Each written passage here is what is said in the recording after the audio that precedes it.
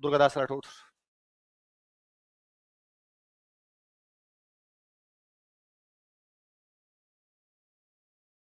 जन्म कहां पर हुआ? जोधपुर में एक जगह पड़ती है सालवा। पिताजी का नाम क्या था? आस्करण। 2-3 बार बोला हमने बीच में। मम्मी का नाम क्या था? आस्करण जसवंत सिंह के मंत्री थे। आस्करण की 3 रानियां थी। सबसे छोटी जो रानी थी उसका नाम क्या था? नेतकंवर। नेतकंवर के जो बेटा हुआ उस बेटे का नाम क्या था? दुर्गादास।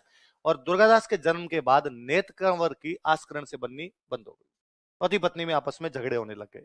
इसलिए आस्करण जी ने इनको कहा कि भाई दोनों माँ बेटे अब अलग रहो, मेरे साथ रहने की आवश्यकता नहीं है। इसलिए दुर्गादास जी अपनी मम्मी के साथ अलग ये गांव में रहते थे। इनके पिताजी ने इनको एक गांव जागीर में दे दिया था, लुणेवा। कौन सा दे दिया था? कुल मिला के 100 बात की एक बात यह है कि दुर्गादास का जो बचपन था वो बिना पिता के भी था, केवल मम्मी के साथ में रहते थे। कौन से गांव में? देख लो। कहते हैं भाई एक दिन दुर्गादास जी अपने खेत में खड़े हुए थे, वहां से कुछ ऊंट निकल रहे थे पास से। ऊंट उनके खेत में घुस गए तो इन्होंने ऊंटों को पकड़ के बाहर निकाला। बाहर निकाला तो ऊंट चराने वाले आ गए पीछे पीछे। ऊंट चराने वालों ने कहा कि भाई तू ऊंटों को क्यों मार रहा है, खेत से बाहर क्यों निकाल रहा है? तो दुर्गादास ने स्वाभाविक कहा भाई मेरा ऊंट है यार, मेरा खेत है, भरा पूरा खेत है, तुम्हारे ऊंट घुस गए, ये ऊंट तुम्हारे? तो उन्होंने कहा हमारे नहीं है, ये राजा जसवंत सिंह के ऊंट है। किसके ऊंट है? और हम तो राजा जसवंत सिंह के आदमी है, चराने के लिए आए हुए, और राजा जसवंत सिंह के ऊंटों को तू बाहर कैसे निकाल सकता है? दुर्गादास ने कहा देखो सिंपल सी बात है, ये खेत है ना, ये मेरा है, जसवंत सिंह के बाप का नहीं है। और मेरे खेत में घुसेंगे तो ऊंट बाहर निकल जाएंगे। और तुम पंचायती हो, तुम्हें जब चराने भेजा तो पीछे क्यों रह गए थे? बीड़ी पीने के लिए साथ में नहीं आ जाता?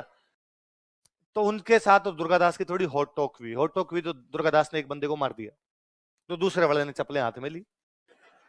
वो भागे जसवंत सिंह जी के पास आए और जसवंत सिंह जी को कहा कि हम तो रास्ते रास्ते आ रहे थे, एक लड़का खेत में खड़ा खड़ा आपको गालियां निकाल रहा था, हमने जाकर राजा है, राजा को गालियां नहीं निकालते, तो उसने अपने बंदे को मार उड़ दिया। जसवंत सिंह ने कहा मेरे राज्य में मुझे गालियां निकाले, मेरे बंदे को मार दे, उठा के लाओ रे कौन है? अगले दिन दरबार में दुर्गादास को उठा के लाया। यहाँ जसवंत सिंह बैठे, यहाँ आस्करण जी बैठे। आस्करण जसवंत सिंह के मंत्री है, पर आस्करण जी ने ये नहीं बता रखा कि मेरी एक रानी और उसका बेटा अलग रहता है। आस्करण जी ने देख लिया आ तो गया अपने बड़ा ही, पर आस्करण जी कुछ ही नहीं बोले, चुपचाप बैठे रहे। पूछा जसवंत सिंह ने क्या नाम है तुम्हारा? तो दुर्गादास राठौड़। पिताजी क्या नाम है? उसने कहा ये है। जसवंत सिंह ने आस्करण जी की तरफ देखा। आस्करण जी ने कहा साहब बेलखणे हैं, ऐसी इसकी मम्मी है, ऐसा ही ये, मेरी तो इन दोनों माँ बेटों के साथ ही बनती, खुली छूट है, जैसा करना हो वैसा करो। अब जसवंत सिंह जी ने पूछा कि कल क्यों मार दिया था उस आदमी? दुर्गादास ने कहा वो बदतमीजी कर रहा था, मेरे खेत में घुस गए। हम साहब आपको टैक्स देते हैं तो इसका मतलब ये थोड़ी खेत खुआ दे, और हमारे खेत के अंदर कैसे घुस सकते हैं वो? और तो थोड़ी यूं बात, और ये मेरे को गालियां निकाल रहे थे। उधर से वो बंदा वो कहे कि नहीं नहीं ये हमें गालियां निकाल रहा था। वो कुल मिला के जसवंत सिंह इंटेलिजेंट बंदा था, उसको समझ में आ गया कि गलती अपने बंदे की, गलती दुर्गादास की नहीं। तो उन्होंने दुर्गादास को पूछा कि यार कल उस बंदे को कैसे मारा था तूने? तो दुर्गादास की वो दूसरे वाला जो भाग गया तो उसमें आंख तो पहले दिन से थी, तलवार पहले सारे रखते थे, उसने भरे दरबार में तलवार निकाल के दूसरे वाले को उड़ा गया, लो रिप्ले देख लो साहब, ऐसे उड़ा दिया था। और जसवंत सिंह को लगा कि यार मेरे दरबार में मेरी आंखों के सामने मेरे बंदे को सरेआम काट दिया यार, और लगा गया यार ये निर्भीक बच्चा है एकदम। और कहा आस्करण जी कल से आप उधर बैठेंगे। दुर्गादास जी कल से आप यहाँ बैठेंगे। तो दुर्गादास धर्मत का युद्ध लड़े। धर्मत का युद्ध पढ़ा हमने? धर्मत के युद्ध में दुर्गादास के 4 घोड़े कट गए थे, वो 5वें घोड़े पे बैठ के फिर लड़ रहा था, एकदम तोप के आगे जा जाके लड़ रहा था। तो जसवंत सिंह देख के कहता है भाई वो कौन है जो उधर लड़का लड़ रहा था? 20 साल का था दुर्गादास, तो वो दुर्गादास है। तो जसवंत सिंह उस दिन वहां कहता है कि इस लड़के को बाहर लेके जाओ, इस लड़के को मत लड़वो, ये आगे आने वाले समय में एक दिन जोधपुर की रखवाली करेगा। राजा कितना विजनरी है कि वो व्यक्तियों को पहचानता था कि कौन बंदा काम आएगा, कौन काम है, और उसने एक दिन नहीं कितने साल तक रखवाली की। दो नाम लिखे हैं मैंने, बताओ देख क्या क्या नाम लिखे हैं? अजीत सिंह एवं दलथम्बन। कौन कौन दो है बताओ देखे? अजीत सिंह एवं दलथम्बन। लिखो, एक लाइन लिखो, फिर समझाता हूं। ये जसवंत सिंह के पुत्र थे, देवर सन्स ऑफ जसवंत सिंह। ऐसा कहते हैं कि भाई जसवंत सिंह एक बेटा पृथ्वी सिंह था, ये तो पहले ही मर गया था। इसके बाकी बेटे भी जसवंत सिंह से पहले पहले मर गए थे। जसवंत सिंह मरा तब जसवंत सिंह की कोई बेटा नहीं था, पर उसकी 2 रानियां प्रेग्नेंट थी। कहते हैं जसवंत सिंह जब मरा, जसवंत सिंह बेटा नहीं था, औरंगजेब जो इधर राजी होता वो कहता कुफर का दरवाजा टूट गया। उसके राजी होने का कारण यही था, उसको पता था कि जसवंत सिंह के कोई भी बेटा नहीं, तो मैं जोधपुर को खालसा कर दूंगा। जोधपुर क्या कर दूंगा? राजा की खुद की जमीन होती वो क्या होती? खालसा। तो मैं जोधपुर को मेरी जमीन में मिला दूंगा, तो जोधपुर क्या हो जाएगा? खालसा। मतलब जोधपुर में कोई राजा नहीं, जोधपुर अब डायरेक्ट किसके अंडर में है? औरंगजेब। मुझे लगा जसवंत सिंह ने पूरी जिंदगी मेरा विरोध किया, और मैं अब इसकी जमीन को मेरी जमीन के अंदर मिला दूंगा, इस जमीन को क्या कर दूंगा? खालसा। राजा के डायरेक्ट कंट्रोल में जो जमीन होती है उसको क्या बोलते? पर उधर जसवंत सिंह जब मरा तब उसकी 2 रानियां प्रेग्नेंट थी। उसके मरने के 15-20 दिन के अंदर अंदर 2 रानियों के एक एक बेटा हुआ। एक बेटे का नाम रखा गया अजीत सिंह और एक बेटे का नाम रखा गया दलथम्बन। क्या का नाम रखा गया? वहां जसवंत सिंह का जो प्रमुख मंत्री है उस मंत्री का नाम है दुर्गादास राठौड़। क्या नाम है? दुर्गादास राठौड़ रानियों को, इन बच्चों को अपने साथ, बाकी जो परिवार था उसको, जो सेना थी उसको वहां से लेकर रवाना होता है काबुल से। ये लोग लाहौर पहुंचते हैं। कहां पहुंचते हैं? पाकिस्तान में लाहौर पड़ता है, लाहौर पहुंचते हैं। तब औरंगजेब को पता चलता है कि अपने फालतू में राजी हो रहे हैं। उसके एक नहीं बेटे कितने हैं? 2। तो दुर्गादास को मैसेज करता है कि दुर्गादास मेरे से मिलने के लिए एक बार दिल्ली आओ। तो दुर्गादास बच्चों को और परिवार को लेकर मिलने के लिए कहां जाता है? दिल्ली। दिल्ली गया तो औरंगजेब ने कहा कि यार तुम इतनी दूर से चल के आए हो, एक बार रेस्ट करो फिर अपने बात करते हैं। और दिल्ली में एक हवेली थी, उस हवेली का नाम था रूप सिंह राठौड़ की हवेली। क्या नाम था? एक हवेली थी। किशनगढ़ में एक राजा थे रूप सिंह राठौड़, आगे हम पढ़ेंगे। किशनगढ़ का एक राजा, उसका नाम क्या था? तो उस किशनगढ़ के राजा ने दिल्ली में अपनी हवेली बना रखी थी। वो हवेली खाली पड़ी थी, तो हवेली का नाम ही क्या उसका? रूप सिंह। औरंगजेब ने कहा यार वो रूप सिंह राठौड़ वाली हवेली खाली पड़ी है, तुम एक बार जाके उसमें रुक जाओ, अपने कल बात करेंगे। तो ये लोग जाके भाई रूप सिंह राठौड़ की हवेली में रुक गए। अगले दिन जाके औरंगजेब के पास गए कि हाँ भाई औरंगजेब बता कैसे बुलाया था हमें। औरंगजेब ने कहा कि तुम क्या करने वाले हो? तो कहा भाई हम जोधपुर जाएंगे, और जोधपुर जाके अजीत सिंह, दोनों बच्चों में बड़ा कौन था? अजीत सिंह। अजीत सिंह को क्या बनाएंगे? जोधपुर का राजा। उसने कहा नहीं, अजीत सिंह जोधपुर का राजा एक हालत में बन सकता है, यदि तुम अजीत सिंह को मुसलमान बना दो। यदि अजीत सिंह को मुसलमान बनाने के लिए तैयार हो तब तो मैं इसको राजा बना दूंगा, वरना इसको राजा बनाऊंगा। दुर्गादास ने कहा यार हम धर्म चेंज क्यों करें यार, किस बात का? तो फिर तुम इस हवेली में कैद हो। चारों तरफ उसने सेना लगा दी, या तो मरोगे या धर्म चेंज करोगे, इसके अलावा तुम्हारे पास कोई भी चांस नहीं। तो उसने किस किस को गिरफ्तार कर लिया था? कौन सी हवेली में? कहां पर है हवेली? औरंगजेब ने इन्हें दिल्ली में रूप सिंह राठौड़ की हवेली में नजरबंद कर दिया था। Aurangzeb house arrested them in Haveli of रूप सिंह राठौड़ एट दिल्ली। और जोधपुर को क्या कर लिया उसने? खालसा। अब खालसा कर लिया तो भी कोई ना कोई बंदा संभालने के लिए जाएगा। संभालने के लिए किसको भेजा जाए?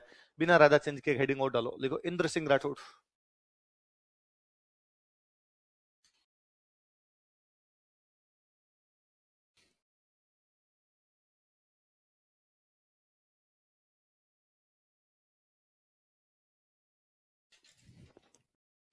क्या नाम बंदे का बताओ देखिए? इंद्र सिंह राठौड़। लिखो यह नागौर का राजा था, he was king of Nagaur. सुनो देखो, हमने पिछली क्लास में पढ़ा कि अनारा बेगम के कहने पर अमर सिंह राठौड़ को नागौर दिया गया था, पढ़ा हमने। अमर सिंह राठौड़ मर गया तो उसका बेटा नागौर का राजा बन गया। उसका बेटा मर गया, उसका पोता नागौर का राजा बन गया। उसके पोते का नाम क्या है? तो इंद्र सिंह राठौड़ वास्तव में अमर सिंह राठौड़ का पोता है। कहां का राजा है? नागौर। औरंगजेब को पता था कि यार अमर सिंह राठौड़ राजा बनना तो कहां का चाहिए था? जोधपुर। लेकिन अनारा बेगम वाले एपिसोड की वजह से कहां का बना? नागौर। औरंगजेब ने दिमाग लगाया कि राठौड़ और राठौड़ों में फूट डलवा देते हैं। जोधपुर वाले राजा किसको बनाना चाहते हैं? अजीत सिंह को। लेकिन अपने जोधपुर किसको दे देते हैं? इंद्र सिंह को। तो राठौड़ राठौड़ों में आधे राठौड़ इंद्र सिंह की तरफ आ जाएंगे, आधे किसकी तरफ आ जाएंगे? अजीत सिंह। अपनी दुकानदारी चल जाएगी। तो उसने इंद्र सिंह को कहा कि देख इंद्र सिंह, हिसाब से तेरे दादाजी जोधपुर के राजा बनने चाहिए थे, पर अनारा बेगम तेरे दादाजी को नहीं बनवा के किसको बनवा गई थी? जसवंत सिंह। मैं मौका दे रहा हूं, तू वापस मेरी तरफ से जोधपुर संभाल, तू मेरी तरफ से जोधपुर का क्या बन जा? प्रशासक। उसने कहा ठीक है सर, थैंक यू सर। उसने कहा थैंक यू नहीं, रुपए जमा करवा। तो इसे 36 लाख रुपए लिए थे। कितने रुपए लिए थे? 36 लाख रुपए लेके इसको कहां का प्रशासक बना दिया? जोधपुर। तो इंद्र सिंह कहां पर आ गया? जोधपुर। लेकिन जोधपुर की जनता ने कहा ना, हम इंद्र सिंह को अपना राजा स्वीकार नहीं करते, हम इंद्र सिंह को जोधपुर में घुसने नहीं देंगे। हमारा कोई राजा बनेगा जसवंत सिंह का बेटा बनेगा, और जसवंत सिंह का बेटा कौन है? अजीत सिंह। कुल मिला के इंद्र सिंह को जोधपुर की जनता ने स्वीकार। इंद्र सिंह बेचारा वापस गया। उसने औरंगजेब को कहा कि औरंगजेब यार वो जोधपुर वाले मेरे को एक्सेप्ट ही नहीं कर रहे। औरंगजेब ने कहा मैं क्या कर सकता हूँ, मैंने तो भेज दिया, अब नहीं कर रहे तो नहीं कर रहे। तो उसने कहा 36 लाख रुपए तो वापस दे मेरे। उसने कब, कहा, कैसे, किसने? देखो खा गया था रुपए वो। देखो अगला राजा कौन है? अजीत। अब सुनो देखो, उधर अजीत सिंह दलथम्बन जेल के अंदर बंद है, हवेली में नजरबंद कर रखे हैं। और वहां एक मंत्री जी है जिनकी पोस्टिंग है, वो कौन है? दुर्गादास। अब दुर्गादास जी दिल्ली औरंगजेब के पास जाए। औरंगजेब का यार, औरंगजेब क्यों जिद पे पकड़ के बैठा हुआ है, और भेज दे यार हमें जोधपुर, और जोधपुर जाके हम अजीत सिंह को राजा बना ले। उसने कहा इतनी जल्दबाजी क्यों करते हो, आराम से सोच के जवाब दो ना, और सोच के बता दो कि क्या करना है क्या नहीं करना है। फाइनली दुर्गादास कर इनके समझ में आया कि औरंगजेब अपने को जोधपुर का राजा नहीं बनाए। और ज्यादा टाइम तक यहाँ बैठे रहे तो औरंगजेब किस रात को मार देगा पता ही नहीं। अंदर बैठे बैठे को तो एक तोप लगानी उड़ा देगा ये। अपने यहां से निकलना ही पड़ेगा वरना मरेंगे अपने। तो प्लान बनाया दुर्गादास ने। एक दुर्गादास के साथ एक व्यक्ति और थे, उनका नाम था मुकुंददास खिंची। क्या नाम था? मुकुंददास खिंची। एक महिला थे, उन महिला का नाम था गोरा। क्या नाम था महिला का? गोरा नाम की एक महिला थे। तो एक तो कौन है, तीन तीन बंदों के नाम बताओ कौन कौन? दुर्गादास राठौड़, मुकुंददास खिंची और गोरा। गोरा एक महिला थे, राज परिवार के साथ की एक महिला थी। इनके पास उनका खुद का बच्चा था। तो अब चूंकि हवेली में बंद है तो खाने पीने का सामान लेने के लिए कोई तो बाहर जाएगा। तो गोरा बाहर जाती आती अपने बच्चे को लेके। तो दुर्गादास ने प्लान बनाया और गोरा को कहा कि आज के बाद तू बाहर जाए तो खुद वाले बच्चे को मत लेके जाना, अजीत सिंह को लेके जा। दलथम्बन की डेथ हो गई थी, दलथम्बन बीमार हुआ था, बीमार रहते वहां डेथ हो गई। तो अजीत सिंह को बाहर लेके जाया कर, अंदर आया कर, ताकि गेट कीपर जो बाहर खड़े औरंगजेब की सेना खड़ी, उनको लगेगा तू तेरे बच्चे को खिला रही है, तेरे पे कोई डाउट नहीं करेगा। 5 7 10 दिन वो सुबह शाम अजीत सिंह को बाहर खिलाती, लेके जाती आती। फिर एक दिन कहा कि आज शाम को तुम बाहर जाना, वापस ही मत आना, निकलना यहां से। तेरे पीछे पीछे हम निकलेंगे सिक्योरिटी के लिए, क्योंकि उनको पता तो चलेगा थोड़ी देर बाद में, तो हम तेरी सिक्योरिटी करेंगे, आगे हम ले लेंगे, एक बार तू यहां से निकलना। तो गेट कीपर देखेंगे अपने को निकलते हुए। तो मुकुंददास खिंची ने कहा वो काम मेरा, ये जो गेट कीपर खड़े इनको मैं डाइवर्ट कर दूंगा, इनका ध्यान मेरे पे होगा, तब तक तुम निकल जाना। कितने लोग निकलेंगे? तो आधे लोग गोरा के पीछे पीछे निकलेंगे, आधे लोग हवेली के अंदर रहेंगे, क्योंकि थोड़ी देर बाद हवेली की छानबीन करेंगे। तो आधे लोग हैं जो इनको रोकने की कोशिश करेंगे, इतनी देर तक रोकने की कोशिश करेंगे जितनी देर तक दुर्गादासन जितना हो सके उतना यहां से आगे निकल जाएंगे। जब वो आगे निकलेंगे तब वो सारे एक साथ नहीं रहेंगे, हर थोड़ी थोड़ी देर में थोड़े थोड़े जने रुक जाएंगे। 10 लोग 10 किलोमीटर पे रुक गए, फिर 15 आदमी रुक गए, फिर 10 आदमी रुक गए, ताकि मुगल जब पीछा करें तो 10 10 आदमी फिर रोकेंगे, ताकि दुर्गादास लास्ट में एक आदमी बचे बोले दुर्गादास, पर वो अजीत सिंह को लेकर अपने मारवाड़ पहुंच जाए। बाकी अपने होगा वो बाद का बाद में देखेंगे, ठीक है। एक दिन शाम के टाइम में मुकुंददास खिंची जो है वो उन गेट कीपर्स को जाग कहता है कि सांप का खेल देखना है क्या? सपेरा, मैं नागिन तू सपेरा। अच्छा, भारत की जनता निकमी है जी, काम कोई है नहीं। जब अपनी जनता जैसी भी देख लेती है तो मुझे लगता है सांप का खेल तो फिर भी इंटरेस्टिंग है। और जैसी भी छोड़िए, अब तो क्या है, ये गाड़ियों में कैमरे वैमरे आ गई जी, जो पीछे दिख जाता है। वरना पहले गाड़ी बेक लिया करते थे ना, उसमें गांव वाले 20 एक इकट्ठे होते थे। आण दो ए थोड़ी सी ना, ए बस बस, अरे अड़गी, कोई 20 एक लोग वो करवाया करते थे, है ना। दुनिया बैठी है फालतू में, कोई काम नहीं है। गांव में किसी को रास्ता बताना होता है ना, कोई आदमी आपसे पूछ ले कि साहब फलाना जी घर जाना, बंदा कहता लो मैं चल लेता हूँ साथ। उसको लगता है अगले घर जाएंगे तो ये चूंकि उनका मेहमान है, चाय बनाई, अपने चाय पी के जाएंगे और नहीं तो कुछ। तो बड़ी जनता बैठी है। मुकुंददास खिंची ने कहा मैं आपको सांप वाला गेम दिखाता हूँ। गेट कीपर ने, वैसे बेचारे खड़े खड़े बोर ही होते तो उनका दिखाया, यार मुकुंददास सांप वाला गेम दिखा दे। वो उधर सांप वाला गेम देखने लगे, इधर गोरा बच्चे को लेकर निकली, साथ में उनके कौन निकल गए? दुर्गादास से। जब तक उनको पता चलता कि अपने चक्कर में आ गए, ये सांप वाले खेल के चक्कर में अजीत सिंह को लेकर निकल गए, वो पीछा करते। कुछ सैनिक वहां खड़े थे, कुछ बीच में खड़े थे, उन लोगों ने मुगलों को अजीत सिंह और दुर्गादास तक पहुंचने नहीं दिया। दुर्गादास जी फाइनली अजीत सिंह को लेकर कहां पहुंच गए? मारवाड़। कौन सी महिला की सहायता से? जिस प्रकार उदय सिंह को बचाया था पन्ना ने, वैसे गोरा बचाती है अजीत सिंह को, इसलिए वो मारवाड़ की पन्ना है। पन्ना धाय का तो धाय मतलब वही पालने वाली पन्ना धाय है। जैसे अपने देश का राष्ट्रगान है जन गण मन, वैसे उस समय मारवाड़ का जो राष्ट्रगान हुआ करता उसका नाम था धूसो। क्या नाम था? धूसो मारवाड़ का राष्ट्रगान। धूसो वास्तव में एक म्यूजिकल इंस्ट्रूमेंट होता है, एक वाद्य यंत्र होता है। जब मारवाड़ का राष्ट्रगान गाया जाता तब ये वाद्य यंत्र बजाया जाता, इसलिए उस गीत का नाम ही क्या हो गया? धूसो। बाद में इस धूसो में गोरा का नाम जोड़ा गया कि गोरा वह महान महिला है जो हमारे कौन से राजा को बचा के लाई थी, इसलिए उसका नाम राष्ट्रगान में गाया जाए। राष्ट्रगान का नाम क्या था? फिर गोरा की छतरी बनाएगी, क्योंकि जोधपुर की है तो गोरा की छतरी भी कहां पर बनी हुई है? जोधपुर। लिखो। अब वो सैनिकों को पता चला, इनको पकड़ नहीं पाए, वो अगले दिन औरंगजेब के पास गए। औरंगजेब वो जाग कहा कि बादशाह एक गलती हो गई हमसे। क्या? कि अजीत सिंह को लेकर दुर्गादास राठौड़ निकल गया। तुम क्या कर रहे थे? सॉरी सर, गेम देखने लग गए थे हम तो औरंगजेब ने कहा अब ये बात यहाँ से बाहर जानी नहीं चाहिए, वरना बेइज्जती होगी यार, अपनी कैद से निकल गए वो। तो अगले दिन औरंगजेब एक छोटे से बच्चे को लेके आया और दरबार में आकर कि भाई ये अजीत सिंह है। वो दुर्गादास राठौड़ वो तो भगोड़े निकले रहे, भाग गए बच्चे को छोड़ के।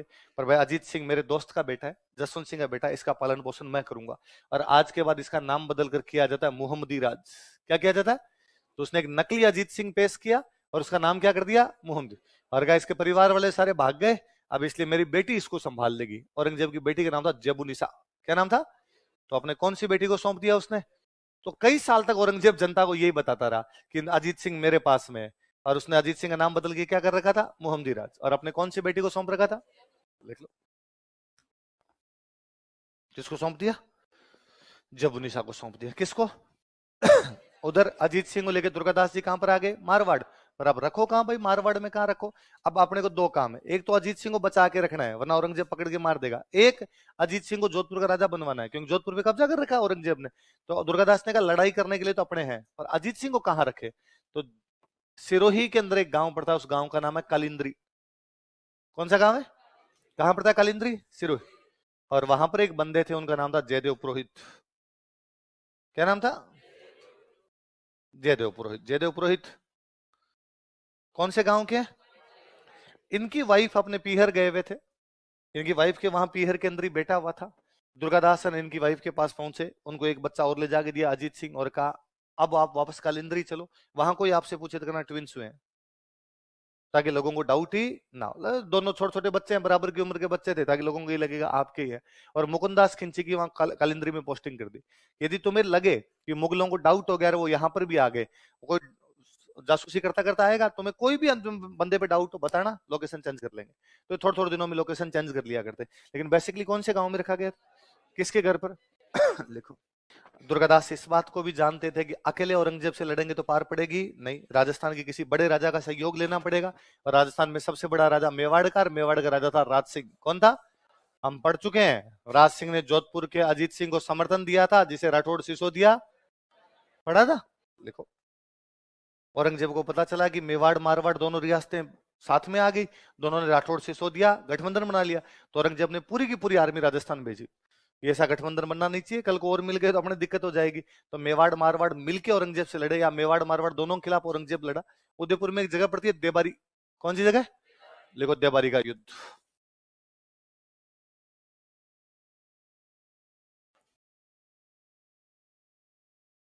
बैटल ऑफ देबारी, देबारी का युद्ध। कौन कौन मिलकर लड़ रहे हैं, मेवाड़ और मारवाड़, किसके खिलाफ लड़ रहे हैं, औरंगजेब। औरंगजेब ने दोनों की सेना को एक साथ हरा दिया था, लिख लो, कौन से युद्ध में, देवर, लिख लो। औरंगजेब ने मेवाड़ मारवाड़ की संयुक्त सेना को हराया, किसने हरा दिया, कौन से युद्ध में, इतने में राज सिंह की डेथ हो गई। 1680 में राज सिंह की डेथ हो जाती है, मेवाड़ में नया राणा बन जाता है जय सिंह। कौन बन जाता है, शुरू शुरू में जय सिंह ने भी कहा कि कोई बात नहीं दुर्गादास, तुम संघर्ष करो और मैं तुम्हारे, पर इनके समझ में आई कि यार अकेले अकेले लड़ेंगे तो भी औरंगजेब के खिलाफ पार नहीं पड़ रही, दोनों मिलके लड़ेंगे तो भी औरंगजेब के खिलाफ पार नहीं पड़ रही, औरंगजेब बहुत ज्यादा शक्तिशाली हो रखा है। तो इन्होंने दिमाग लगाया। औरंगजेब का एक बेटा था अकबर, क्या नाम था, किसका बेटा, अकबर। औरंगजेब का एक बेटा, नाम क्या उसका, अकबर। दुर्गादास ने अकबर के पास मैसेज किया कि अकबर राजा बनना चाहता है क्या।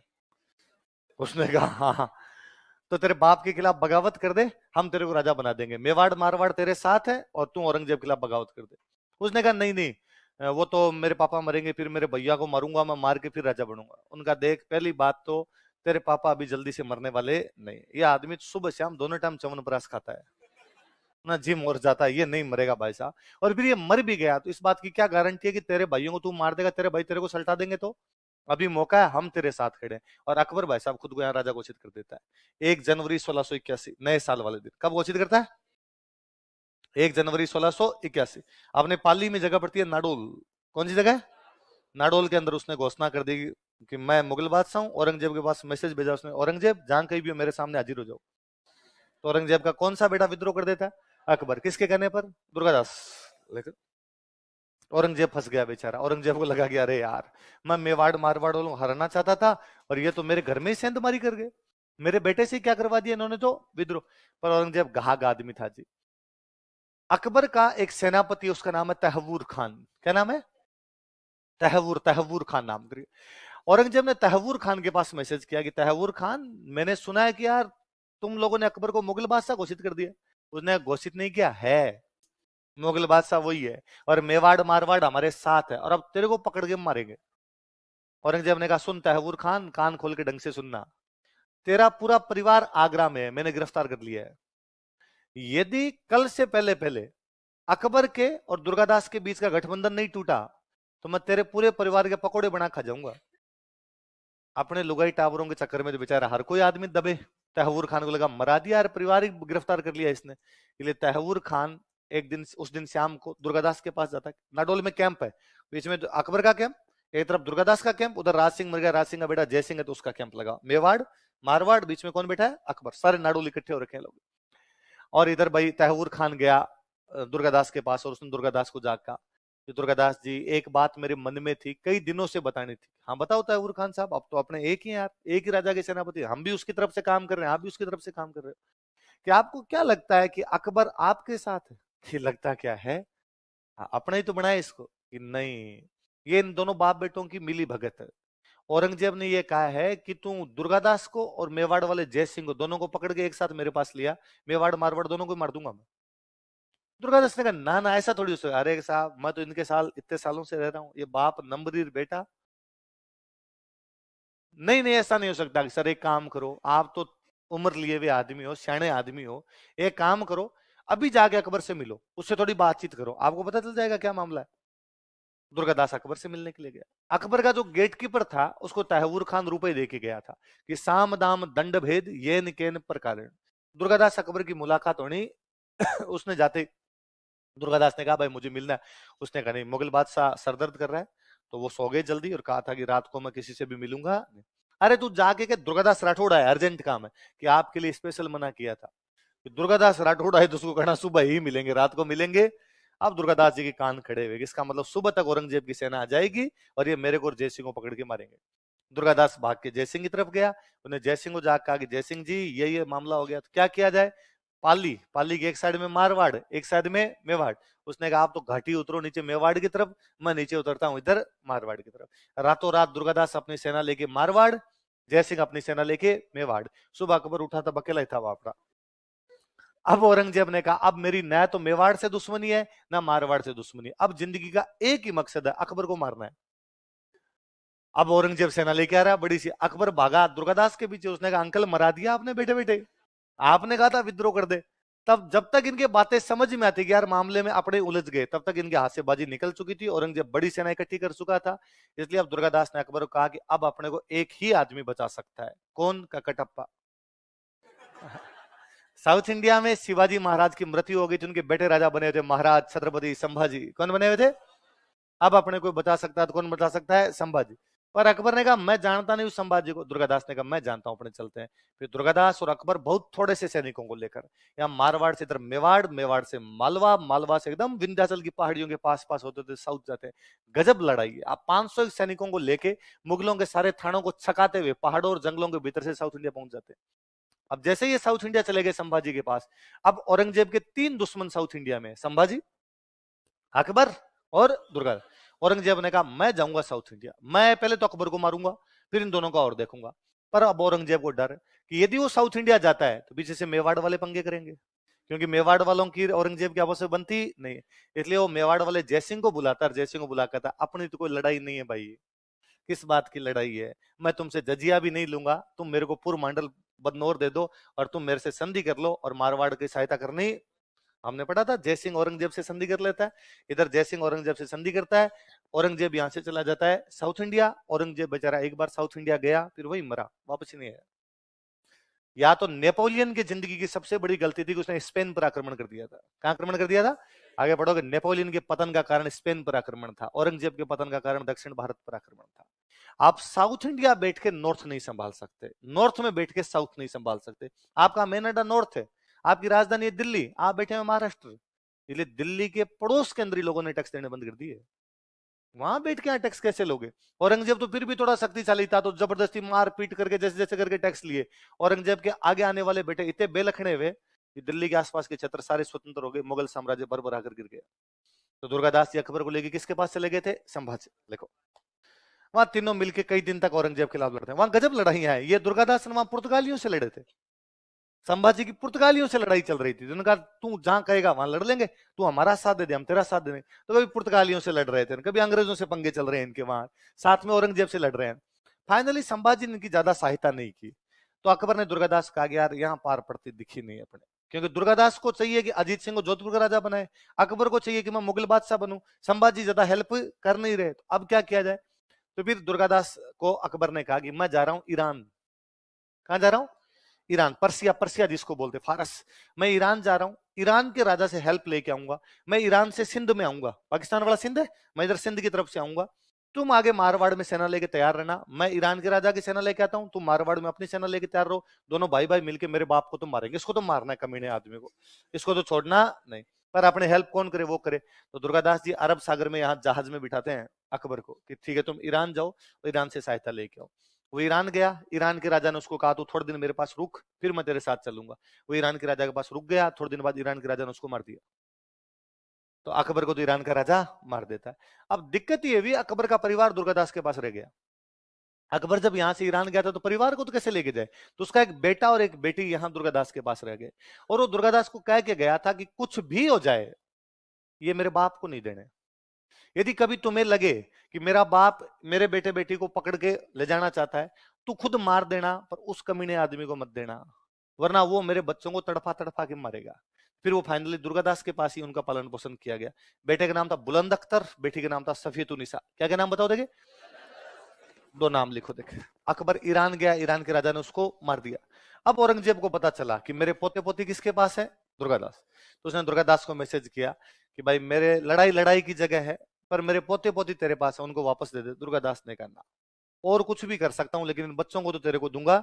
अकबर कह के गया था कि मार देना, लेकिन मेरे बाप को सौंपना, और कल को मैं तेरे को सौंप दूं तो इनको मार दे, मैं ऊपर जाके अकबर को क्या जवाब दूंगा, तेरे बच्चों को मैं ही मरवा के आ गया। औरंगजेब ने कहा नहीं मारूंगा, अगर नहीं तेरे विश्वास नहीं हो भाई। तो औरंगजेब के दरबार में अपने एक जोधपुर के राइटर थे, उनका नाम था ईश्वरदास नागर। क्या नाम था? तो औरंगजेब ने ईश्वरदास नागर को कहा कि ईश्वरदास जी आप जाओ और आप जाके दुर्गादास को कहो कि मेरे बच्चों को मुझे वापस दे दो। ईश्वरदास जी आए और उन्होंने आके कहा कि भाई ये बच्चे तेरे तो है नहीं, देख दुर्गादास है तो उसके ही, वापस दे दे। दुर्गादास ने कहा वो मार देगा। अरे नहीं मारेगा, मैं तुझे विश्वास दिलाता हूं। अरे यार उस आदमी क्या विश्वास है, उसने अपने बाप को जेल में बंद करके मारा है। शाहजहां को गिरफ्तारी रखा था, शाहजहां जेल में ही मरा था, बाहर नहीं जाने दिया उसने। उसने अपने दो भाइयों को मारा है, दारा को मार दिया था, मुराद को मार दिया। सुजा बेचारा भाग गया था, वरना उसको भी मार देता। उसने अपनी बहन को मार दिया।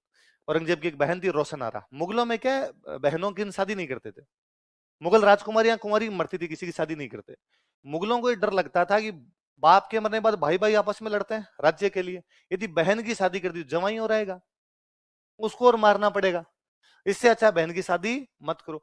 तो औरंगजेब की जो सबसे प्रिय बहन थी रोशनारा, उसका कोई अफेयर हो गया था किसी के साथ। तो औरंगजेब ने जिसे अफेयर हुआ था उसको तो इतना बुरा मारा था, कहते हैं बर्फ की सिल्लियों पे लिटा के वैसे किले ठोक दी थी उसकी औरंगजेब ने, और अपनी बहन को जहर देके मार दिया था उसने।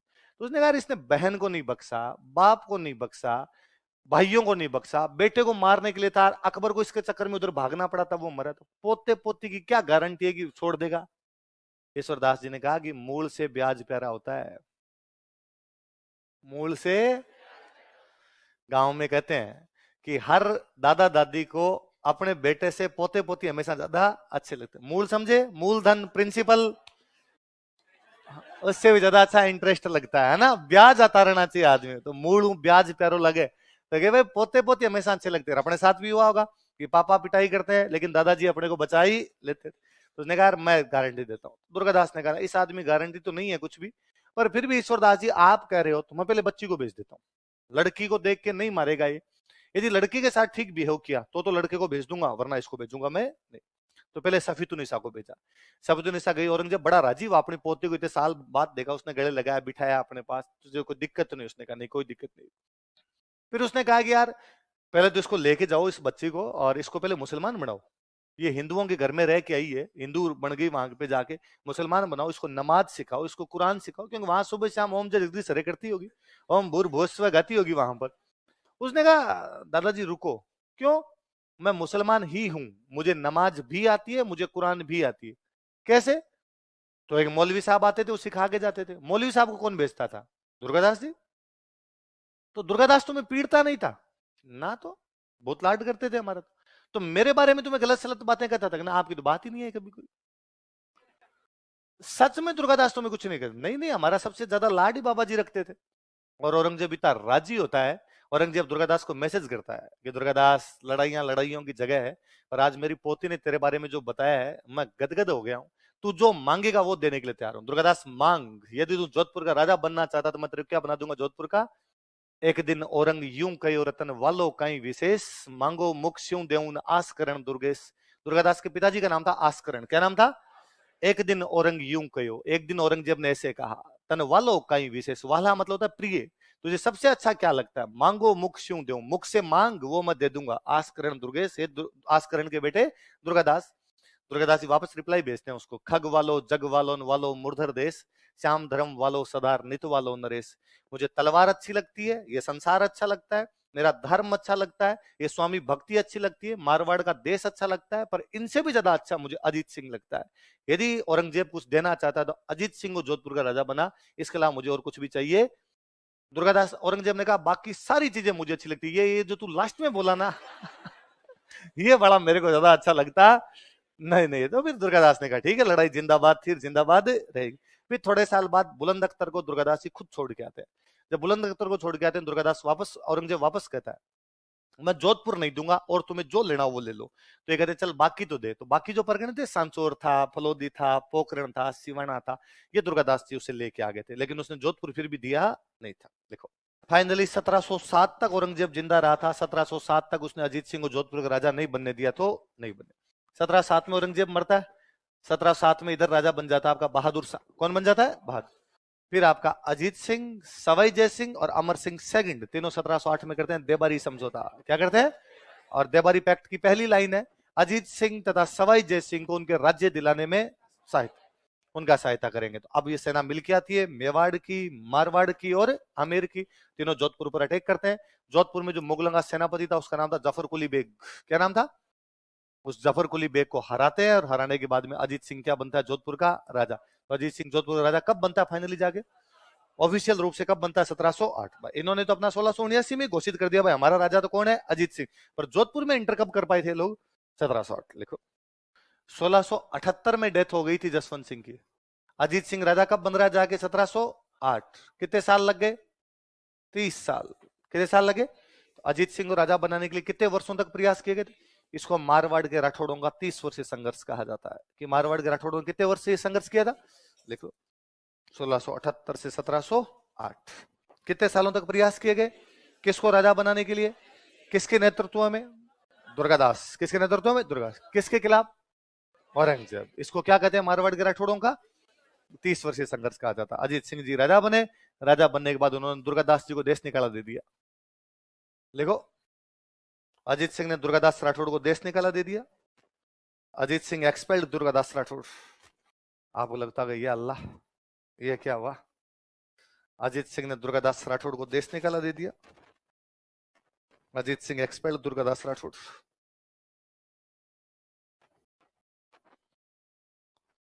दुर्गादास राठौड़ को देश निकाला दे दिया। अजीत सिंह एक्सपेल्ड दुर्गादास राठौड़।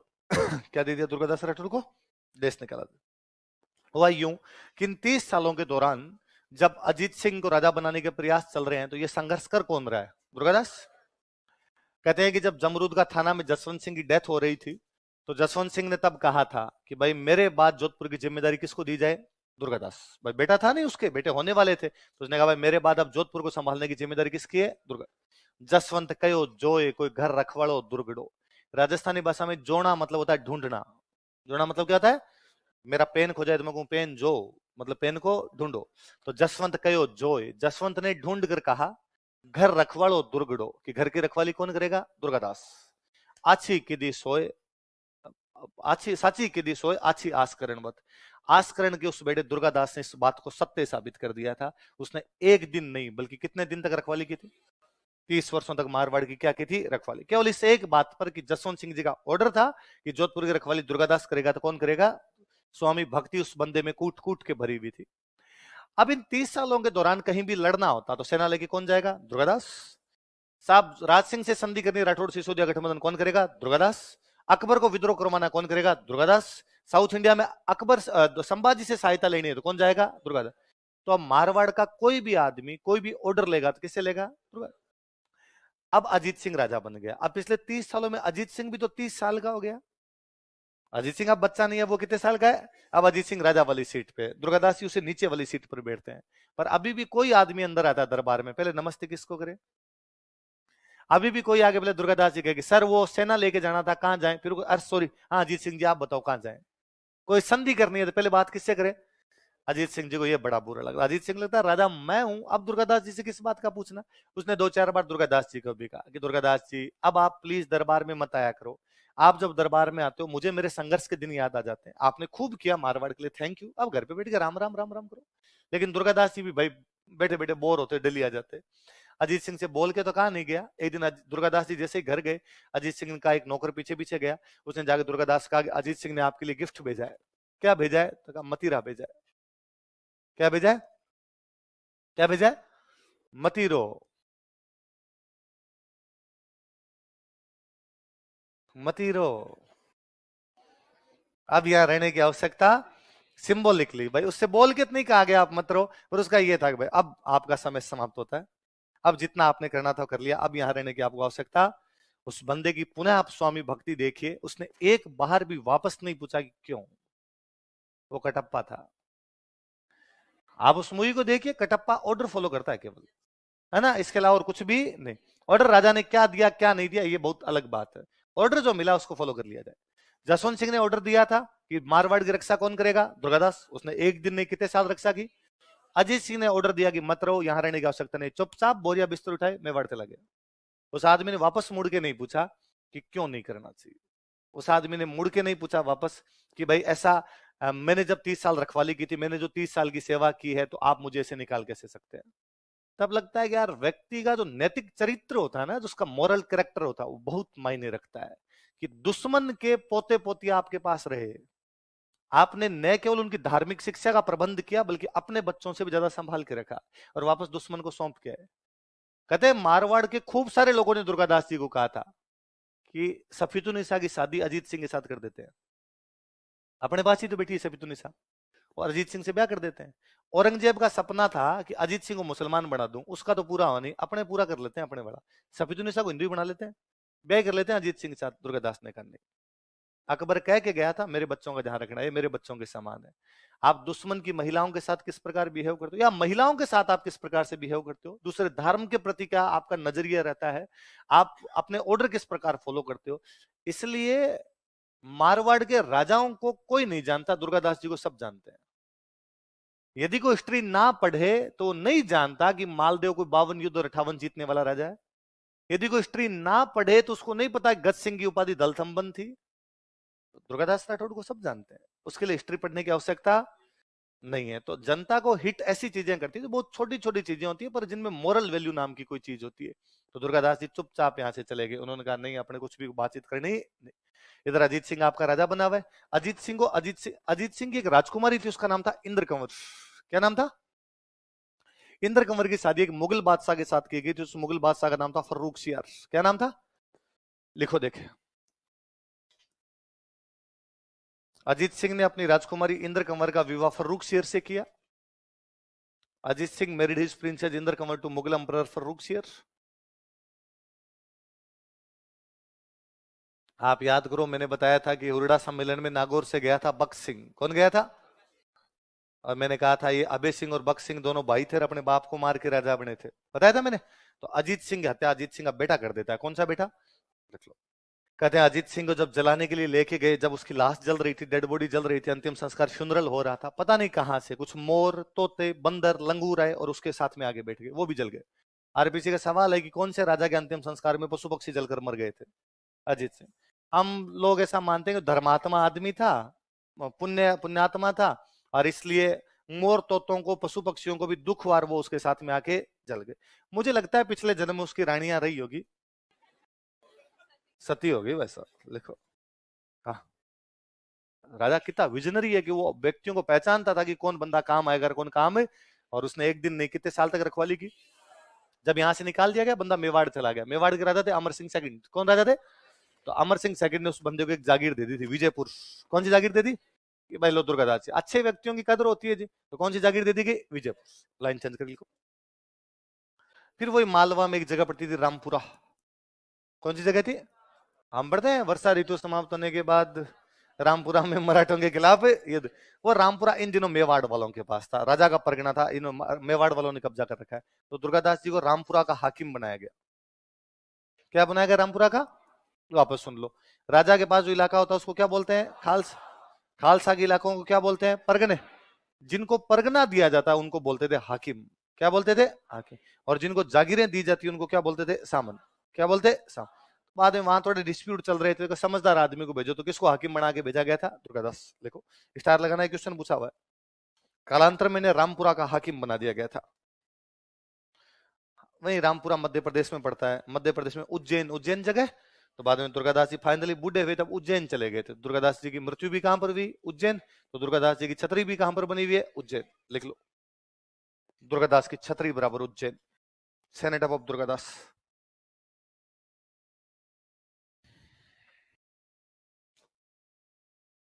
दुर्गादास जी की छतरी कहां पर है? उज्जैन। वहां उज्जैन में एक नदी बहती है पास से, शिप्रा। कौन सी नदी है? लिख लो, शिप्रा नदी के किनारे, नियर रिवर शिप्रा। शिप्रा नदी के किनारे, नियर रिवर शिप्रा। तो कोई पूछा शिप्रा नदी के किनारे किसकी छतरी बनी हुई है? दुर्गादास। कहां पे? उज्जैन। कहां पर बनी हुई है? उज्जैन।